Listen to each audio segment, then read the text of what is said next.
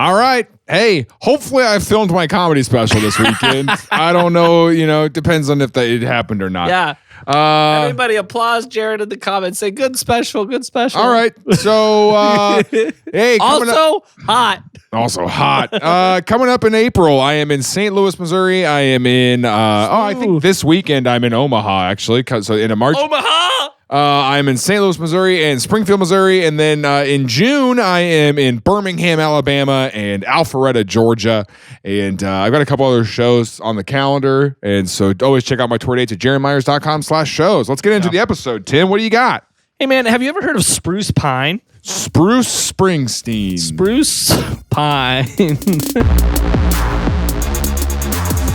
Which is parentheses hot.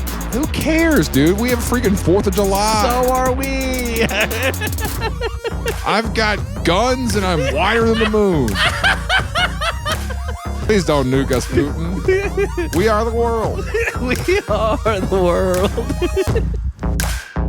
Things I learned last night.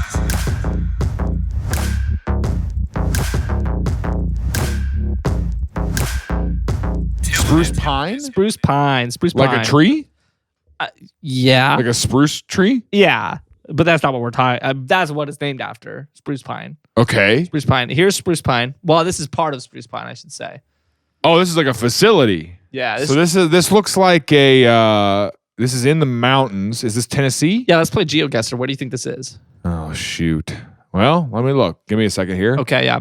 For audio listeners, it's a picture of a giant facility. Definitely factory-ish. A lot of trees. Pretty mountainous. Green pastures. Very mountainous. Yeah. It makes me want to say it's in the Appalachia region, maybe. Is this in the United States? Yes, it is in the United States. Okay, so this is like West Virginia area. This is these are not Rocky Mountains. Yeah, these are Smoky Mountains. Yeah. So this is in Virginia. Okay, close. Where is it? Oh, it's in North Carolina. It's in Spruce Pine, North Carolina. I was close. That's the name of the town. It's a small town in North Carolina. Oh, okay. So it is. There's a town. Yeah. So it's the town of Spruce Pine, North Carolina, and this is significant because there is a geologic deposit here of quartz. Okay. You familiar with what quartz is? Yeah. Quartz is this. Right. This is like crystallized quartz. Quartz, if you don't know, is sand. Is essentially what quartz is. It's the most abundant material on our Earth, but it is hard to find good quartz. Spruce Pine has some good quartz. Don't like that. And quartz is used for a lot of different things, but one of the primary uses throughout history is you can use it to make silica, which is the material that we use to make glass. Okay. And the purity level of the quartz that you have dictates how pure the glass that you get is going to be. And so you want, obviously, like anytime you have any sort of natural occurring material, there is the possibility that there are contaminants that get into it, other different materials and things like that make it less pure, less I don't know, good. At the beginning of your episodes, I do sit over here and I go, how's he going to make this interesting? And this is one where I can tell with the panic in your eyes. He's not. He's not gonna make it interesting. So sometimes it can contaminate it, and it's obviously something you have to worry about when you're making a pane of glass. Is that you want to worry about how to avoid it becoming contaminated with things that are making it contaminated, because you want it to remain pure. So there was this. Anyway, I'm looking at there was this place in France that was for the longest time the most pure quartz deposit in the world. It was 99.7%. Is quartz something we mine? Is that down? Yeah, so you can get it in a lot of ways, but the way to get the purest is to mine for it. Okay. To get it from quartz deposits. And we use it primarily to make glass. I should say we use pure quartz to make glass. We can use it also to make concrete, but that's typically we just collect sand from beaches and things. Sure. But Fontainebleau was significant because it was Fontainebleau was the deposit in France. I don't know if I said the name of it. Fontainebleau. Didn't know that. This deposit in France was very... It's also a casino in Vegas, I'm pretty sure. I think they named it after this. That's what I would guess. Very pure quartz. And so they would make really good glass out of this. Yeah. And this was actually very significant in World War II because early in World War II, Germany invaded France and they gained control of Fontainebleau. Oh. And so they were able to mine more pure glass. And what made that significant is it gave German tanks a slight edge over Allied tanks because they're viewing like scopes. Lens, yeah. The lens was more pure, and so they could see better than Allied forces could. And when you're talking about tank combat, whoever sees the other one first typically is the one who survives. And so that gave them this slight edge, which is kind of crazy if you think about it. And the the Allied troops, once they lost Fontainebleau, all of their quartz deposits that they were mining from were 95% pure.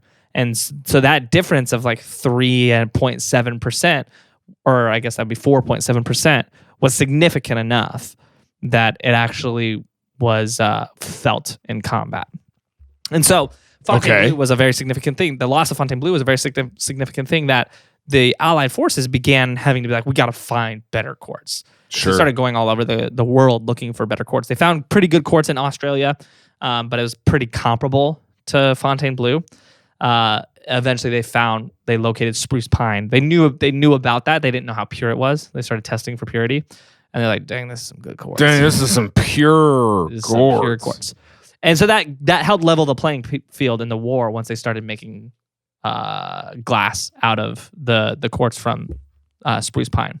But this became much more significant many years later. Okay. Because the silica is what you made glass from, but later into the 20th century, we started creating silicon and using that to create computer chips. That's what I was wondering. Okay. That's where we're going. Okay. The purity level of these the quartz in these labs allowed us to start to create some of the most advanced chips.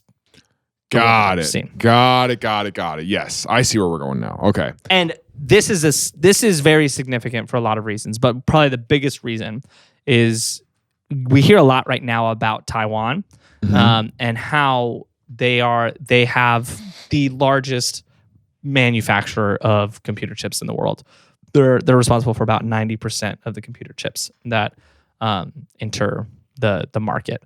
And right now, there's a lot of manufacturers that are building up capacity to try to limit that, right? Because it is a strategic risk at this point. Yes, computer chips have become such a vital part of industry, and not just industry. I mean, they're in everything. Yeah, they're in literally everything. I mean, COVID, the whole thing was that they couldn't, new cars were having trouble getting made because there's chips in the cars. Yeah, there's chips in the cars. There's chips in your fridge.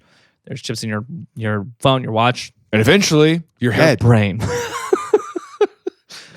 And so these computer chips are having everything cornered in this one nation became a strategic risk because there is a little bit of a geopolitical issue going on between China and Taiwan. Right. Where years ago when the CCP, which we just learned about this, broke off and became their own organization. CCP is Chuck E. Cheese Pizza.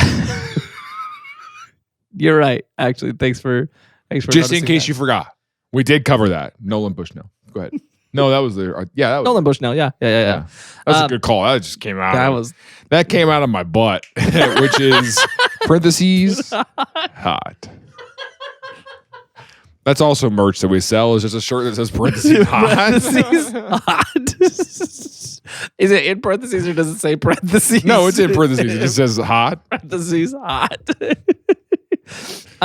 So they the issue is when China broke off, the CCP won, Taiwan was like, we're not that. We're part of the original China. And so Taiwan has declared independence, and a lot of Western nations have recognized it. Not every nation, but enough to where it's like kind of like, yeah, this is its own independent country. China heavily disputes that. And China's like, no, you're China's like, nope, it's still part of us. And there has been this long conflict where Xi Jinping is pretty consistently being like, we're going to reunify Taiwan as part of China. And doing so would be a major hit to the world economy because that then means China has control over a major chunk of the chip market.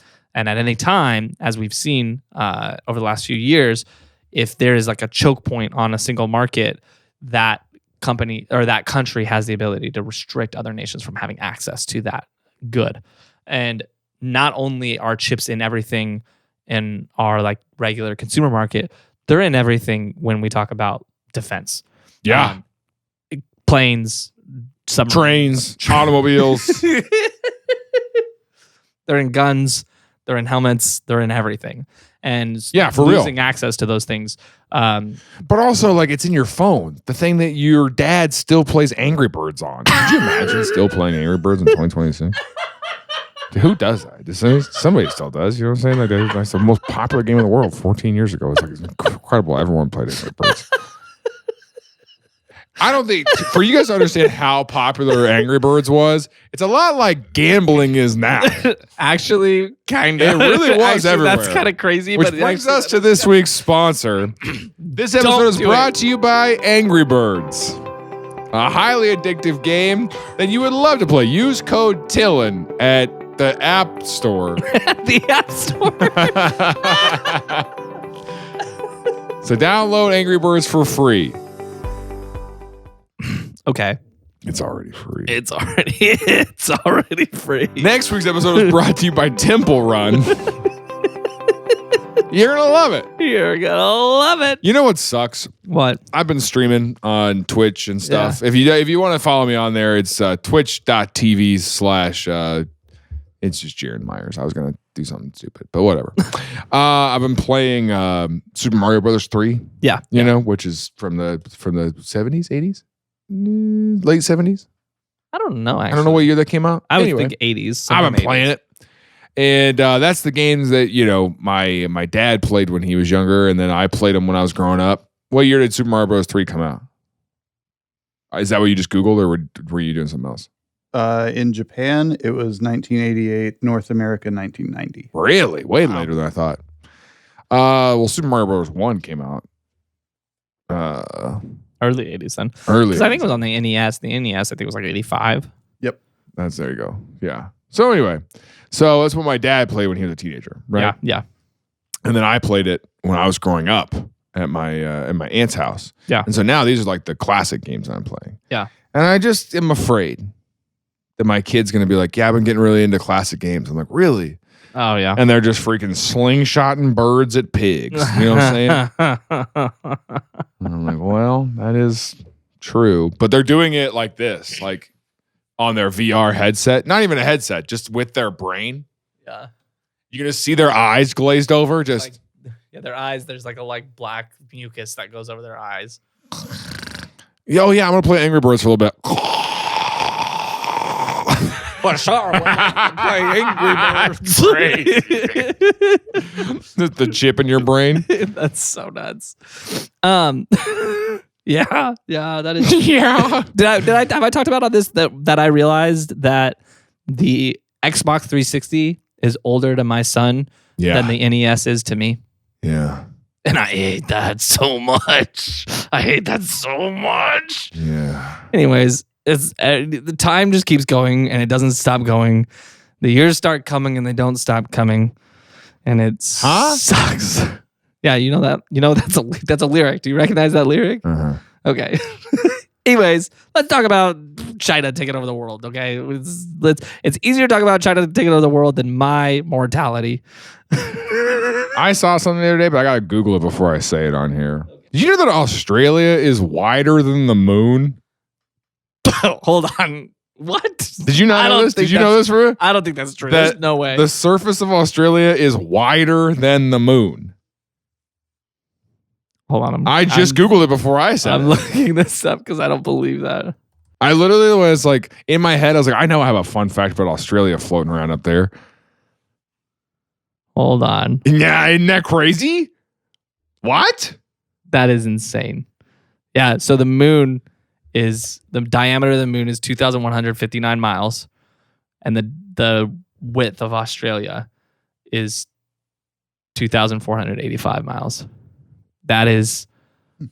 Isn't that crazy? That is actually bonkers. Well, and Australia's about as wide as America, isn't it? The United States?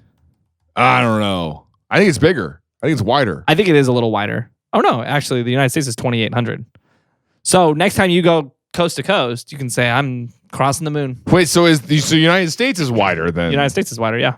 Well, then why did I see that fact about Australia? Why did we have to bring Australia? About Australia? What are we bringing Australia into the Oh, conversation? you know that Australia is wider than the moon? Who cares, dude? We have freaking 4th of July. So are we. I've got guns and I'm wider than the moon.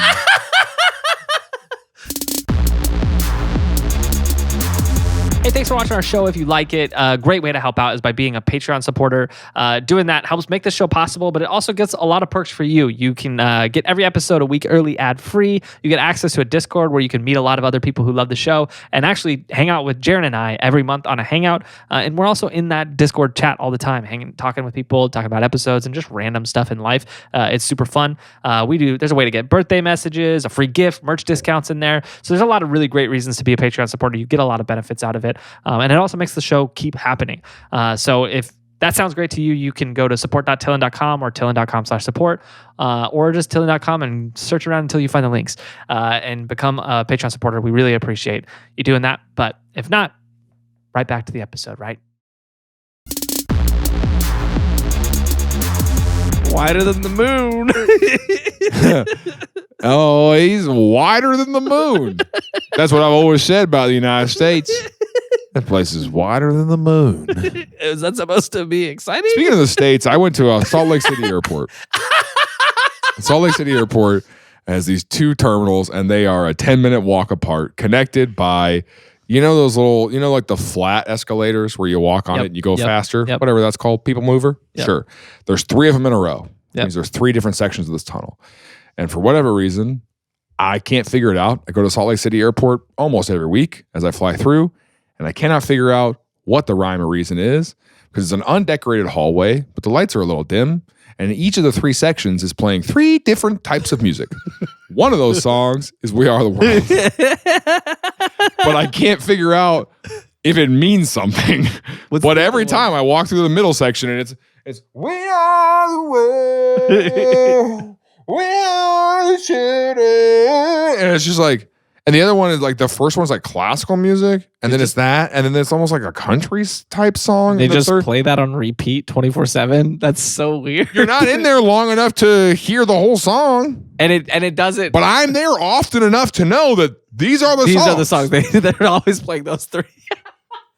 But it's in each different. It's one, dude. That's I'm saying it's one hallway.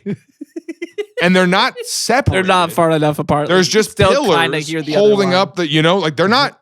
Yeah, there's like a blending area. Yeah. You're like, I'm hearing both. And I can't figure it out. That's so weird. So anyway, that's why I brought that song up, because I was just in Salt Lake last night. Yeah, that's the Salt Lake song. I don't know. I genuinely have never heard that. Have you heard it outside of Salt Lake City? We Are the World? Yeah. Yes. That's like, there was like this huge famous thing. You know what I'm talking about? Like, with all the stars that came together. Yeah. Do you not know this? I don't know that song. You don't know where they can't, like, what year did they do that? That was like, was that an 80s thing, a 90s thing? What year did they do that? I think it was an 80s thing, because they were trying to do 85. I was going to say it was the whole world peace thing. And all the celebrities, freaking Stevie Wonder, Michael Jackson. It's just, they're just singing We Are the World. Yes. Did they do it in Salt Lake City? No. Does Salt Lake City I just don't think so. But like, it was a world peace thing, because they were trying to, because they were it was during the Cold War, and it was like every celebrity was, and they were in this big choir, and it was it was basically like, hey guys, quit fighting. We are the world. Alex, who paid for it? I find out who paid for it. Let's find out who funded that. Was it Putin? Why don't you look it up? Alex Googled that, and it was kind of nice to not be the Googler for a second. It was kind of nice to not be Googling. Yeah, who funded that? Who funded We Are the World? See, but this is what I'm saying. Your little cynicism goes, yeah, who paid for it? Yeah, I want to know what organization paid for that, because I want to know if it's valid or not. Yeah. You think that everyone up here being like, hey guys, we should stop wars and we should pursue peace. And you're like, who's paying for that? Who's paying for that commie garbage that person's saying, oh, we should pursue peace? I bet that would be in your interest, wouldn't it? You know, it'd be in my interest sending my 3 sons to war. That would be in my best interest. Funded by Harry Belafonte. I don't know who that is. Is he the cheese guy? In the bio, it just says entertainer and activist. Cheese guy? I think it's the cheese guy. The Belafonte cheese.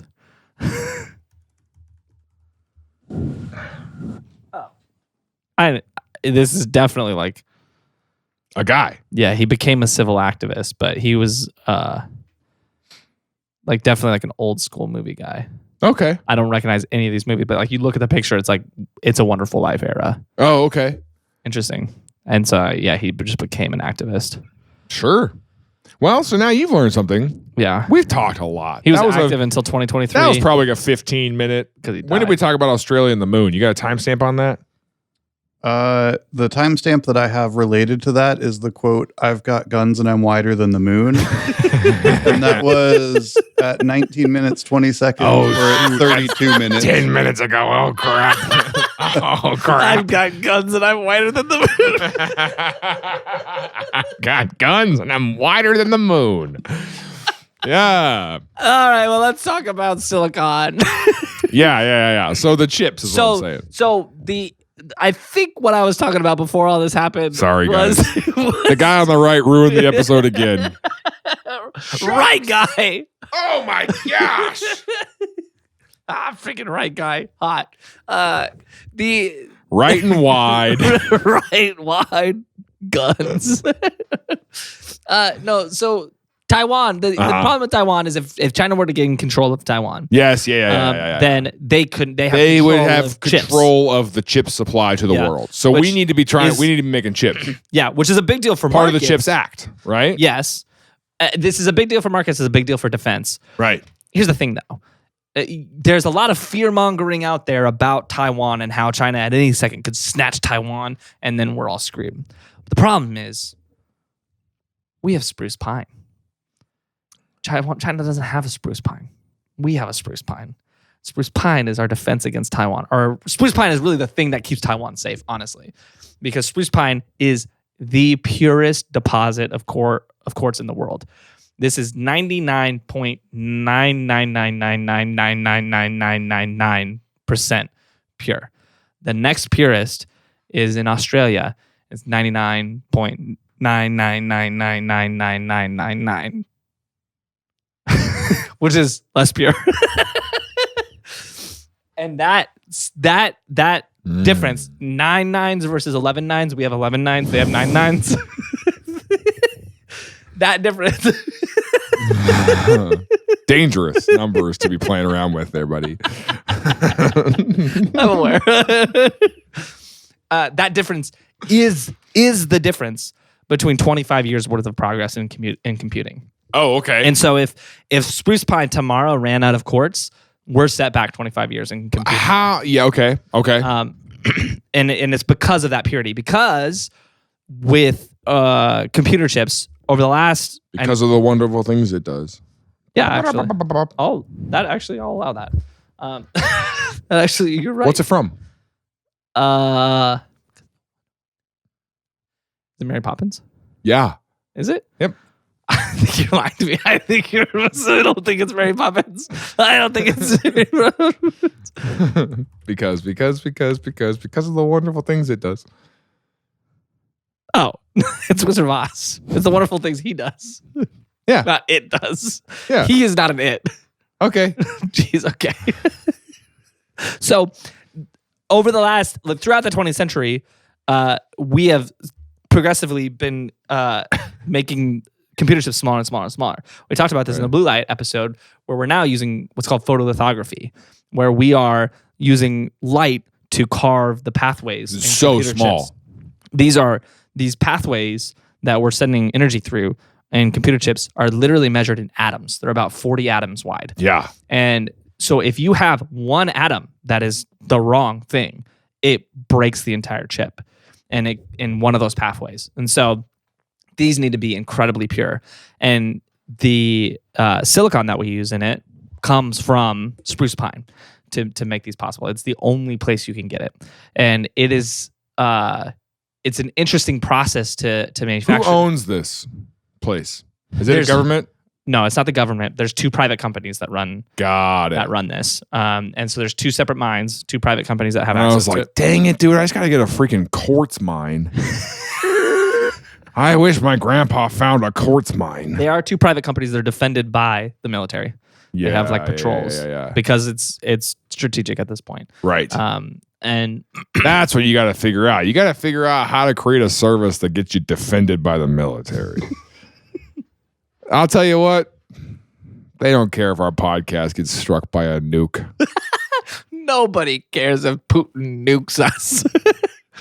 We need to become a strategic choke point for a global industry. Please don't nuke us, Putin. We are the world. We are the world. Seems like he knows the song. Seems like he knows the song. Don't. Hey, thanks for listening to this episode of Things I Learned Last Night. If you like the show, you want to support us, we've got merchandise that you can get, and it's good stylish stuff that I made. I put a lot of work into this stuff, so it's great to find other TILLN fans in the wild and be like, wait a minute, I know that shirt. And so, we would love for you to do that. You can pop over to shop.tilln.com, or there's a QR code, or there's a link in the description. There's plenty of ways to find it. We promise we made it super easy. So thanks for supporting the show, and thanks for listening. All right, so some people are getting really rich off this, which is, good for them. For sure. But because of the way our process works for this, here I'll show it. I'm going to dig in my backyard and see if maybe we run into some quartz. So the way this process works is we take silicon that we pull silicon from these quartz mines. Right. And what's crazy, quartz has a ridiculously high melting point. It's 2,400 degrees Fahrenheit. Oh. So they essentially turn this to molten lava and they pull it out of the earth. And then they take it to... What is the thing holding that have to... You know what I'm talking about? Holding the lava? Yeah. Well, that's what's really, really interesting about this process. You have to make it out of quartz? Yeah, because it has to be pure. So they create these quartz crucibles. And these are single-use crucibles. But how they... Oh, so we're burning quartz to get quartz. Yeah. And so we make a quartz crucible, which is a fancy word for a bowl.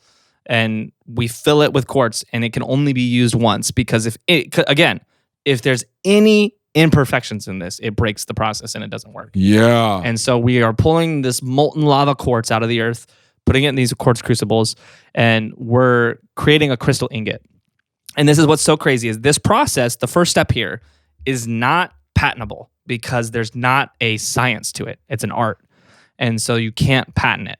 And so there are people... It's an art? It really is. It really is. It's a feel. It's not... You can't write this process. There's people go through apprenticeships where the person trains them to feel when the ingot's ready to come out. And because what they do is there's a process where you put essentially a rod into this molten quartz and you pull it out. And if you pull it out at the right, frequency to feel it out and pull it, it turns into this pure crystal ingot as you pull it out, as it hits air and oxifies.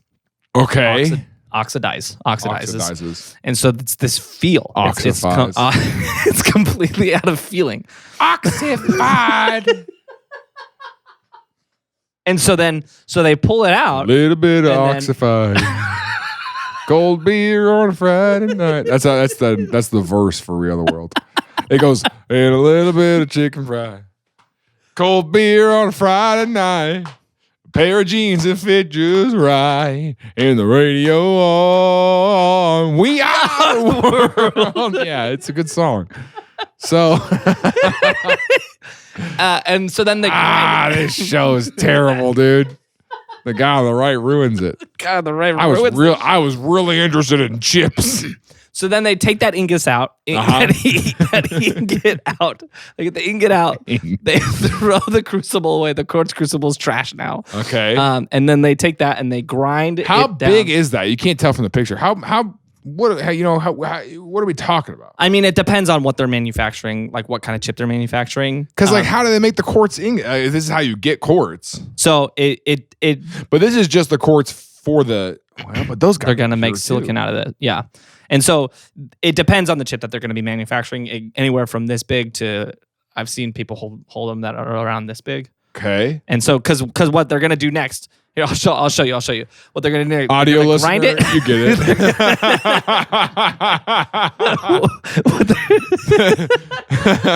it. You got it. What they're going to do next is they're going to grind it down. For the so audio it's flat. listener, hold on. For the audio listener, it's about the size of a cereal bowl, all the way up to like maybe the size of like a a Chinese restaurant, like a wok small pan. umbrella. Oh yeah, that's a better. Small umbrella. Small umbrella is pretty good too, I guess. They grind it down to get it nice and flat, and then they slice it. And so this is a sliced piece that they've actually etched. And so this is what it'll look like after they slice it up. Okay. And so they slice it. That's a real picture? Yeah. Go back to it. Okay. Yeah. I can find a picture of someone holding it. It looks like a graphic. So then they slice it. And after they slice it, let me see. The animation of this graphic too, like the graphic style that we're looking at, looks like those cartoons we were just looking at too. Looks like the early 2000s. Oh, the early 2000s, yeah. 3D. Yeah. I'm finding one of these slices for us. You know what song was stuck on my head yesterday, and now it's gonna get stuck in yours? Have you heard it? I was listening to 90s country the other day. Yeah, you texted me. It's a great day to be alive. I don't know. I know the sun's still shining when I close my eyes. Yeah, I don't know. You know that song? Mm-mm. You were like getting nostalgic with me. You were like getting nostalgic with me about that, and I like it's just an experience. I don't know. You don't know check yes or no? I don't know if it's because I grew up not in Missouri. Do you want to be my friend? No, I don't know And that. if you do, I don't know that. So anyways, so they slice it. Here's another picture of one of those slices with someone holding it. And this is after that's the about etching as big as process. his hand. Yeah. And they're different sizes. So like this is one size I've seen. I've also seen it where they're holding it with two hands like this, like a cross. So will this become that many chips? Is that what this is? Yes. Got it. And so then they take it after that, they grind down the edges, they clean it, polish it, and then they etch it. And so then the etching is what you're seeing in there. And then they lap it. This is backwards. They lap it, etch it, polish it, clean it. And then it goes through photolithography, where then there's the most expensive, impressive machine we've ever built, shoots lasers through it at the size of atoms to carve a pathway for electrons to travel through this device. And that's how computers happen. Okay. And those happen in these rooms. How long have we been doing that? Since computing. That's what I'm wondering. It's becoming... So in the 60s, we invented the transistor, which is just you're sending electricity through or not sending electricity through. Okay. Which is the basis for all computers. Computer chips are billions of transistors. I believe, and I don't know if maybe I should double check this before I say it out loud, but I'm pretty sure that Apple... Just go for it. Rip it. Who cares? How's that ever stopped you before the show? Just make an estimated guess. Okay. The Apple M3 chip, the base model is made up of 25 billion transistors. The Ultra is 184 billion transistors. How is it in there? And so where is it at? That's the thing. That's because they're working at an atomic level, lasering in these transistors, lasering it out of that silicon. And so that's why you need such pure quartz, because if you have even one atom in there that's not supposed to be there, the whole thing doesn't work. The success rate is 40%. This is why I'm confident that the world's not made up of my head. You said that the other day. I could never think about that. You said that the other day. I think it was the Blue Light episode. I was driving down the highway and you said that, and I laughed out loud of my car. I'm so serious. I can't think of that stuff. But also, like, this is how screwed we are. If the world does apocalypse and I'm the only one left, humanity's not gonna, I can't reset this. I can't reset this. Dude, it's going to take us so long to get back to this. Well, that's the interesting thing about this. The reason why China won the solar war is because to create solar farms, you need to burn a lot of energy because you're creating really advanced chips. You need chips that are at least 9 nines. And that you need a lot of energy to do that. And China was willing to spend the energy to create the solar farms. And that's how they won the solar wars. Gotcha. They don't have access to quartz pure enough to win the chip wars. And so even if China were to take Taiwan, they not pure still enough. need spruce pine. Oh, gotcha. And so there's a okay. diplomatic thing here that's acts as kind of a moat around Taiwan, where sure, you could take Taiwan, but if the U.S. decides you don't get the silicon, then Taiwan doesn't matter anymore. Yeah.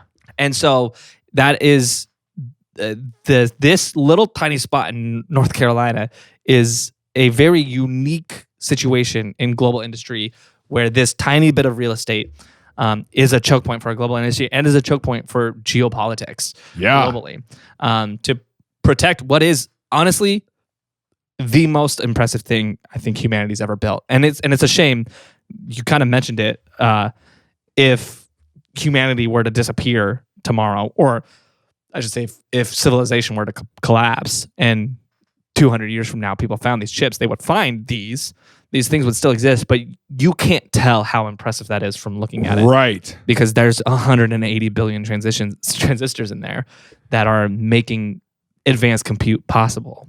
It's crazy. But are we going to run out of this stuff? Well, that's interesting. In my research, I haven't seen anything about like it's a limited supply, right? Yeah, there hasn't been anything talking about us running out of this. I do know it takes about 250 pounds of pure quartz to create 1 million Apple chips. Oh, that's not that much, I guess. Yeah, so I think we've got a lot, but I do think theoretically there is a limit. 250 pounds is what, like half of you? Half of me? Half of me? Got him.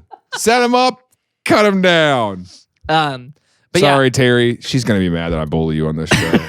But the facility where they make these, they are the cleanest rooms that exist. They have HVAC systems. Oh yeah. That particles, literally atomic particles in the air, can't touch the ground because the HVAC system catches them before they will touch the ground, and they filtrate it out of the room.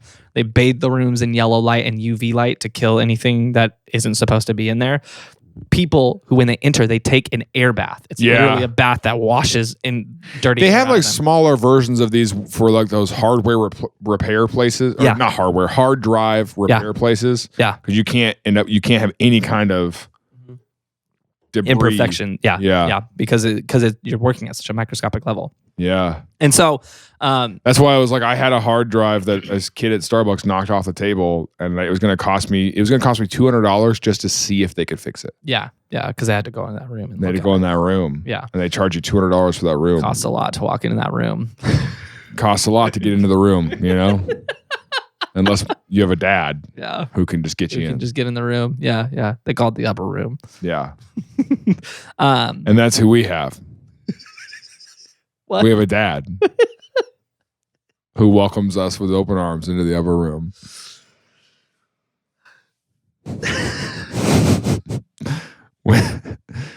And we can go to him and we say, Daddy God. That's the edge. Daddy God. Daddy God. Daddy God. Hey, I was wondering if you can just take me on to that upper room. Give me on up to the upper room. My hard drive Take busted. me on up to the upper room. My hard please. drive done went and busted. My hard drive done no work no more. Done went and not work no more. That's how people in Los Angeles talk. But this was a significant thing because in 2024, when Hurricane Helene came through, it hit Spruce Pine. Oh. And this became a thing that the global markets were like closely watching to find out like how much damage is there going to be on Spruce Pine. Yeah. Specifically on these facilities that pull the quartz out, because they have stockpiles, but it's at best a 6-month supply. And so if the damage was going to take longer than 6 months for us to re-up the manufacturing process, we're going to run out of chips. We're going to run out of chips, and that is going to shock the market. Yeah. The other thing, the process to build this, this is the process to get the quartz ready to be used to turn into a computer chip. The process to build a modern advanced computer chip is 1,000 steps.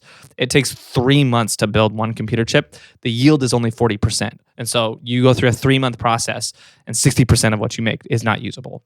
It's just trash. Oh. Yeah. And so it is... Manufacturing these is a very labor-intensive, slow, long process to get right.